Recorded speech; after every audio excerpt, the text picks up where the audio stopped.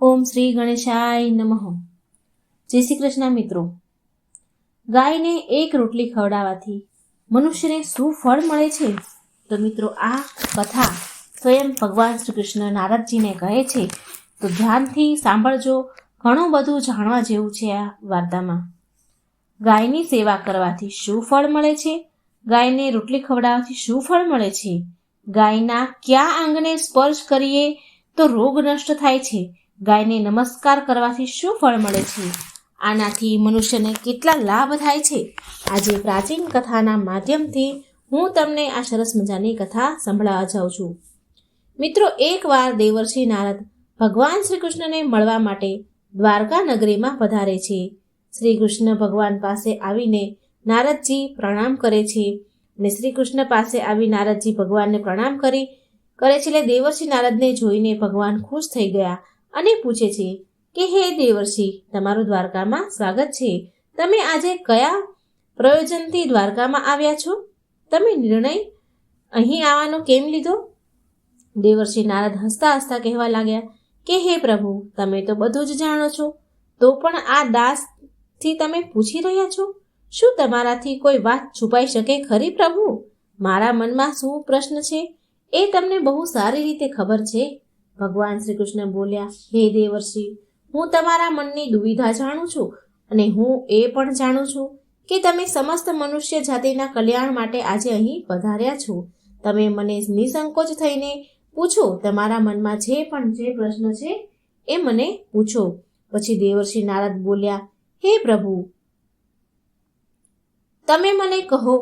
જો તમારી ઈચ્છા છે તો હું તમને પૂછું છું. જો તમે મને કહી રહ્યા છો તો હું તમને એક પ્રશ્ન પૂછવા માંગુ છું કે પ્રભુ, હું આજે પૃથ્વીલોકનું ભ્રમણ કરી રહ્યો હતો તો મેં બહુ વિચિત્ર દ્રશ્ય જોયું. મેં જોયું કે ઘણા દુષ્ટ મનુષ્ય ગાયોને મારી રહ્યા હતા અને ત્યાં બીજી બાજુ ઘણા લોકો ગાયની પૂજા કરી રહ્યા હતા. તો પ્રભુ, આ દ્રશ્ય જોઈને મને બહુ મોટી વ્યથા થઈ. મનુષ્ય ખુદના સ્વાર્થ માટે નિષ્પાપ પશુઓ પર અત્યાચાર કેમ કરે છે? હે પ્રભુ, મારા મનમાં એ જાણવાની તીવ્ર ઈચ્છા છે, જિજ્ઞાસા થઈ રહી છે કે જે મનુષ્ય ગાયની સેવા કરે છે, તેની પૂજા કરે છે, તો તેનું શું ફળ મળે છે? અને જે પાપી ગાયો પર અત્યાચાર કરે છે તો કયો દંડ મળે છે એને? આ પ્રકારે નારદજી દ્વારા પૂછવા પર ભગવાન શ્રી કૃષ્ણ હસતા હસતા કહે છે કે, હે દેવર્ષિ નારદ, તમે બહુ ઉત્તમ પ્રશ્ન પૂછ્યો છે. જે ગાયોને કષ્ટ આપે છે, દુઃખ આપે છે, તો તેને પાપ કર્મોનો દંડ અવશ્ય મળે છે. પણ ગાયની સેવા કરે છે તેને ઉત્તમ લોકની પ્રાપ્તિ થાય છે. ગાયની સેવા કરવાથી પૃથ્વીલોક પર અને પરલોકમાં મનુષ્યને કયું ફળ મળે છે તે હું તમને આ કથાના માધ્યમથી સમજાવું છું. દેવર્ષિ, તમે આ કથાને ધ્યાનથી પૂરી સાંભળજો. આ કથાને જે પણ મનુષ્ય સાંભળે છે એને આ કથાનો પ્રચાર કરે છે, તેના બધા જ પાપ નષ્ટ થઈ જાય છે. તેને ધન ધાન્યની પ્રાપ્તિ થાય છે અને મૃત્યુ પછી મારા ધામમાં ગૌલોકમાં આવે છે. દેવર્ષિ નારદ બોલ્યા, હે પ્રભુ, આ તો મારું સૌભાગ્ય છે કે તમારા મુખથી મને આ કથા સાંભળવા મળી રહી છે. હું આ કથાને પૂરા ધ્યાનથી મનથી સાંભળીશ અને મનુષ્યમાં આ કથાનો પ્રચાર પણ કરીશ.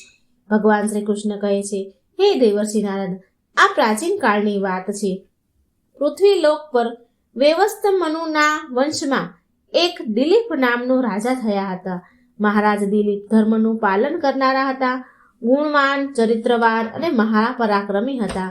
તેમણે ધર્મપૂર્વક પૃથ્વીનું પાલન કર્યું અને તેની પ્રજાને સદાય પ્રસન્ન રાખી હતી. તેમની પ્રજા તેમનાથી સદાય સંતુષ્ટ રહેતી હતી. મગધ દેશની રાજકુમારી સુદક્ષિણા મહારાજ દિલીપની પત્ની હતી. મહારાજ દિલીપ અને મહારાણી સુદક્ષિણા બહુ પ્રસન્નતાથી રહેતા હતા, હસી ખુશીથી જીવન જીવતા હતા. પરંતુ અનેક વર્ષ વીતી ગયા પછી પણ મહારાણીને અને મહારાજને કોઈ સંતાન થયા નહીં. ત્યારે મહારાજ દિલીપ એકાંતમાં બેસીને એક દિવસ વિચાર કરવા લાગ્યા કે મેં ક્યારેય કોઈ પાપ નથી કર્યા અને મેં સદાય ધર્મના માર્ગ પર ચાલીને બધા કાર્ય કર્યા છે, તો પણ હું કયા દોષના કારણે મને સંતાન પ્રાપ્તિ નથી મળી? આટલું વિચાર કરીને તે બહુ ચિંતામાં પડી ગયા. પછી તેના મનમાં એક વિચાર આવ્યો કે આ સમસ્યાનું સમાધાન તો માત્ર ગુરુ વશિષ્ઠ જ કરી શકે છે. તે જ મને મારા દોષ વિશે જણાવશે અને પુત્ર પ્રાપ્તિનો કોઈ ઉપાય બતાવશે. આમ વિચાર કરીને મહારાજ દિલીપ તેની પત્નીને સાથે લઈને ગુરુ વશિષ્ઠના આશ્રમમાં પહોંચી ગયા. આશ્રમમાં ગુરુ વશિષ્ઠ મુનિ નિત્ય કર્મ, ધ્યાન વગેરે કાર્યો સમાપ્ત કરીને તેની પત્ની અરુંધતી સાથે બેઠા હતા. મહારાજ દિલીપ તેની પત્નીને લઈને ગુરુ પાસે ગયા અને તેમને દર્શન કરાવ્યા. બંનેએ દર્શન કર્યા. ગુરુ વશિષ્ઠજીએ મહારાજ દિલીપનું સ્વાગત કર્યું અને તેની પત્ની અરુંધતીએ પણ મહારાજની પત્ની મહારાણીનું સ્વાગત કર્યું. આશીર્વાદ આપી કુશળ મંગળ પૂછ્યા. પછી વશિષ્ઠ મુનિ મહારાજ દિલીપને કહે છે કે હે રાજન, બધું કુશળ મંગળ તો છે ને, કે તમારે અને મહારાણીને અચાનક વનમાં મારી કુટિયામાં પધારવાનું શું કારણ છે? કેમ અહીં તમારે આવવું પડ્યું? કયા કારણથી એક મહાન સમ્રાટને તેનું રાજપાટ છોડીને આ વનમાં આવવું પડ્યું? ઈક્ષ્વાકુલના બધા જ રાજા મહારાજ પુત્ર ઉત્પન્ન કરી તેનું રાજ્ય તેને સોંપીને તપસ્યા કરવા માટે વનમાં આવે છે, પરંતુ તમે તો હજી જવાન છો. તમે તો હજી હમણાં જ રાજ્યનો કારભાર સંભાળ્યો છે. તમે હજી પુત્રને જન્મ પણ નથી આપ્યો. તો પછી આવી રીતે તમારું રાજપાટ છોડીને વનમાં કેમ ચાલ્યા આવ્યા તમે? આ તમારા જેવા મહાન સમ્રાટને શોભા નથી આપતું રાજન. પછી રાજા દિલીપ કહે છે કે હે ગુરુદેવ, હું તમારે અહીં આશ્રમમાં તપસ્યા કરવા માટે નથી આવ્યો, પણ ગુરુદેવ, હું તમારી પાસે સહાયતા માંગવા માટે આવ્યો છું. એ ઉદ્દેશથી આવ્યો છું. કૃપા કરીને તમે મારી સહાયતા કરો. આ સાંભળી ગુરુદેવ બોલ્યા કે હે રાજન, તમારા જેવા મહાન સમ્રાટને ભલું કઈ વાતની સહાયતા જોઈએ? તમે સ્વયં બધાની રક્ષા અને સહાયતા કરવા સક્ષમ છો. રાજા દિલીપ બોલ્યા, હે ગુરુદેવ, હું તમારી પાસે એ જાણવા માટે આવ્યો છું કે કયા દોષના કારણે મને હજી સુધી પુત્રની પ્રાપ્તિ નથી થઈ. કૃપા કરી તમે તમારી દિવ્ય શક્તિથી જાણીને મને મારો દોષ કહો અને એ દોષનું નિવારણ માટે મને કોઈ ઉપાય પણ કહો. પુત્ર વિના મારું જીવન વ્યર્થ થઈ ગયું છે. મને મુક્તિ મળે નહીં. ત્યારે ગુરુદેવ કહે છે કે હે રાજન, આ તો આશ્ચર્યની વાત છે. હું જરૂર તમારી સહાયતા કરીશ. પછી વશિષ્ઠ મુનિએ તેમની દિવ્ય દ્રષ્ટિથી મહારાજ દિલીપના ભૂતકાળને જોયું તો તેમને રાજાની એક ભૂલ વિશે ખબર પડે છે. મહર્ષિ વશિષ્ઠ રાજા દિલીપને કહે છે કે હે રાજન, તમારાથી એક બહુ મોટી ભૂલ થઈ છે, જેનું તમને જ્ઞાન નથી. જ્યારે તમે એક વખત ઇન્દ્રલોકમાં દેવરાજને મળીને પાછા આવી રહ્યા હતા, ત્યારે માર્ગમાં એક કલ્પવૃક્ષ નીચે ઊભેલી ગાય અને તેનું વાછડું હતું. તેને તમે દુર્લક્ષ કર્યું હતું. તે ગાય અને તેનું વાછડું અત્યંત ભૂખ્યા અને કષ્ટમાં હતા. તમે તે કામધેનુ ગાયને ભોજન ના કરાવ્યું અને ના તમે એને નમસ્કાર કર્યા. તે ગાયે તમારી પાસે સહાયતા પણ માંગી, પણ તમે તમારી ખુશીમાં, પ્રસન્નતામાં ખોવાયેલા એટલા બધા હતા કે તે ગાયનો પોકાર પણ તમને સંભળાયો નહીં. તમારી આવી કુલક્ષતાના લીધે,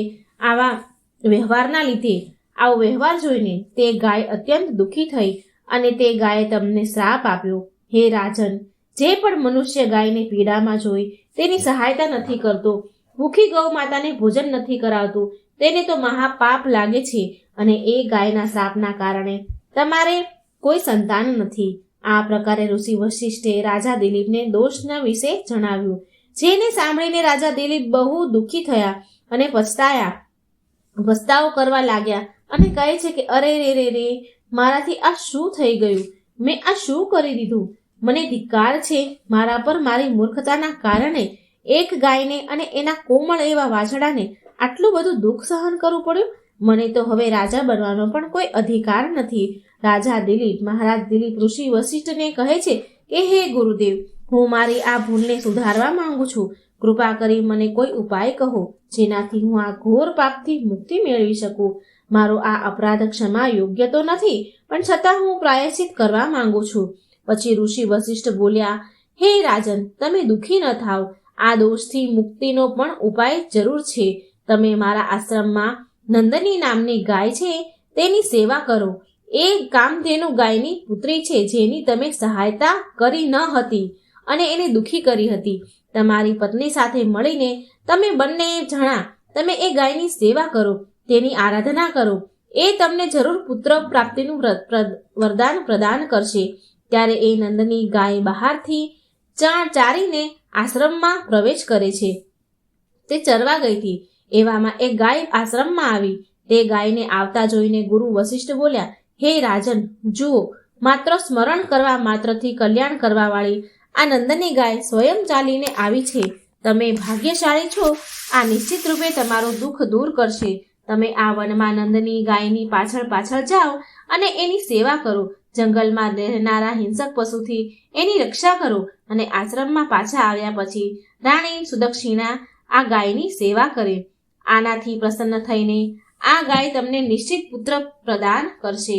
પછી મહારાજ દિલીપે આવું કરવાનું વચન લીધું અને બીજા દિવસે સવારે મહારાણીએ ગાયની પૂજા કરી અને મહારાજ દિલીપે એ ગાયને ચરાવવા માટે વનમાં લઈ ગયા. જ્યારે તે ગાય ચાલે તો રાજા તેની પાછળ પાછળ ચાલતા હતા અને આજુબાજુમાંથી લીલું ઘાસ લાવી તે ગાયને ખવડાવતા. જ્યારે એ ગાય કોઈ વૃક્ષ નીચે બેસે તો રાજા દિલીપ પણ તેની સાથે બેસીને આરામ કરે. રાજા દિલીપ તે ગાયના શરીરમાંથી ઘાસ, કચરો, મચ્છર હટાવે અને એમના હાથથી ગાયના માથા ઉપર હાથ ફેરવે. આખો દિવસ તે ગાયની સેવામાં લાગ્યા રહેતા. જ્યારે સાંજ પડી તો દિલીપ રાજા આશ્રમમાં પહોંચ્યા અને આશ્રમમાં પહોંચતા તે ગાયના તેના પગથી ધૂળ ઉડાડી એના પગથી ધૂળ ઉડાડી અને દિલીપ રાજા પર, જેનાથી તેનું શરીર પવિત્ર થઈ ગયું અને તેના બધા જ પાપ બળીને નષ્ટ થઈ ગયા. પછી રાણીએ આવીને તે ગાયની પૂજા કરી, વિધિવત પૂજન કર્યું તથા વારંવાર તેના ચરણોમાં માથું ઝુકાવ્યું, નમાવ્યું અને તે ગાયની પ્રદક્ષિણા કરી અને હાથ જોડીને ગાયની સામે રાણી ઊભા રહી ગયા.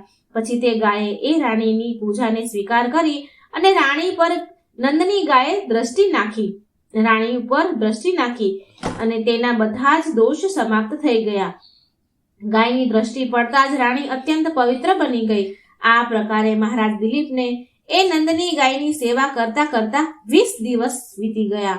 પછી 21મા દિવસે દિલીપ રાજા ગાયને લઈને વનમાં ચાલ્યા તો તે ગાય ચરતા ચરતા હિમાલય પર્વત પર ચાલી ગઈ અને રાજા દિલીપ પણ તેની પાછળ પાછળ ચાલ્યા ગયા. હવે રાજા દિલીપ એ પર્વત પર ઊભા રહીને હિમાલય પર્વતની સુંદરતાને નિહાળી રહ્યા હતા. સુંદરતા ખૂબ ધ્યાન મગ્ન થઈને જોઈ રહ્યા હતા. એટલામાં એક સિંહ આવ્યો અને એ નંદની ગાયને બળપૂર્વક એને પકડી લીધી. રાજાને તે સિંહના આવવાનો આભાસ પણ ન થયો. તે સિંહની ઝાડમાં ફસાયેલી નંદનીએ કરુણ પુકારમાં ચીસો પાડી મહારાજને બોલાવે છે કે મારી રક્ષા કરો, મારી રક્ષા કરો. જેવો જ રાજાએ ગાયનો પોકાર સાંભળ્યો તો તેણે જોયું કે એક ભયંકર સિંહ ગાયને દબોચીને ઊભો રહ્યો હતો. ગાયને દબોચી લીધી હતી અને એ ગાયની આંખોમાંથી તો આંસુની ધારા વહી રહી હતી.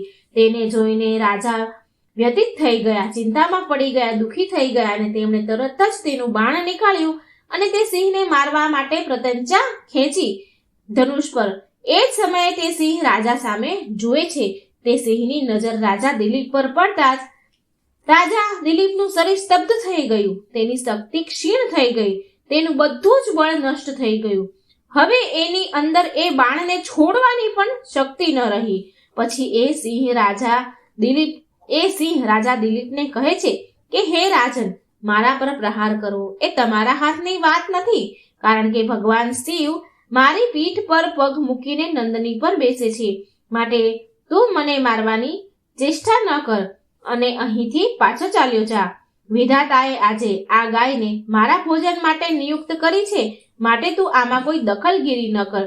હું જાણું છું કે તું સૂર્યવંશમાં જન્મેલો રાજા દિલીપ છે અને હિમાલય પર્વત પર ભગવાન શિવનું બહુ માયા ફેલાવેલી છે, માટે તું તરત જ અહીંથી નીકળી જા.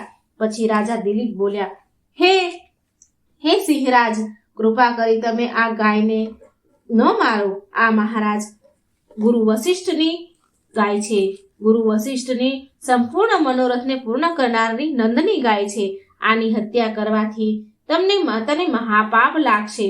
ગુરુદેવ મને આ ગાયની રક્ષા કરવા માટે અને સેવા કરવા માટેનો મને આદેશ આપ્યો છે. આ ગાયનું એક વાછડું પણ છે જે આશ્રમમાં એની વાટ જોઈ રહ્યું છે. હું આ ગાયને મારવા નહીં દઉં. મરવા માટે હું અહીંયા છોડી ન શકું. તું ભગવાન શિવનો સેવક છો, માટે તારામાંથી આ ગાયને છોડાવી એ અસંભવ છે મારા માટે. હે સિંહરાજ, મારી તમને વિનંતી છે કે આ ગાયને જીવન દાન આપો અને આ ગાયનો બદલામાં તમે મારું શરીર અર્પણ કરું છું જેનાથી તમારી ભૂખ પણ શાંત થઈ જશે અને આ ગાયની રક્ષા પણ થઈ જશે અને મારા વચનનું પાલન પણ થઈ જશે. સાથે ગૌ રક્ષા કરવા માટે પ્રાણ ત્યાગવાથી મને ઉત્તમ ગતિની પ્રાપ્તિ થશે. આટલું કહીને રાજા દિલીપ સિંહ સામે આંખો બંધ કરીને બેસી ગયા. પછી અચાનકથી તે રાજાના કાનમાં અવાજ આવ્યો કે ઉઠો, હું તમારી સેવાથી અત્યંત પ્રસન્ન છું. આ સાંભળીને રાજા ઊભા થઈ ગયા અને તેમણે સામે જોયું કે એક ગાયને જોઈ રહ્યા, પણ સિંહ ક્યાંય દેખાયો નહીં. તે ગાયની સામે નંદની ગાય સામે જોતા જ રહી ગયા. સિંહ તો અદ્રશ્ય થઈ ગયો. ત્યારે એ નંદની ગાય રાજા દિલીપને કહેવા લાગી, હે રાજન, મેં મારી માયાથી સિંહનું રૂપ ધારણ કરીને તમારી પરીક્ષા હું લઈ રહી હતી. યમરાજા પણ મને પકડવાનો વિચાર પણ ન કરી શકે. મારી રક્ષા માટે તું તારા પ્રાણ આપવા માટે તૈયાર થઈ ગયો હતો, માટે હું તારા પર બહુ પ્રસન્ન છું. હવે તું વરદાન માંગી લે.